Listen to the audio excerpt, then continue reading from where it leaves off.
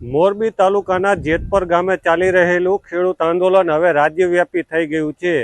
રાજ્યના અલગ અલગ જિલ્લાઓમાંથી ખેડૂતો પહોંચી રહ્યા છે અને ખેડૂતોને સમર્થન આપી રહ્યા છે। ખાસ કરીને મહત્વની વાત એ છે કે અલગ અલગ તાલુકાના જે સરપંચો છે તે ગ્રામ્ય વિસ્તારોમાંથી પોતાના લેટરપેડ ઉપર સમર્થન જાહેર કરી રહ્યા છે। આ વખતે આ આંદોલનમાં મોટી સંખ્યામાં મહિલાઓ પણ જોડાઈ છે।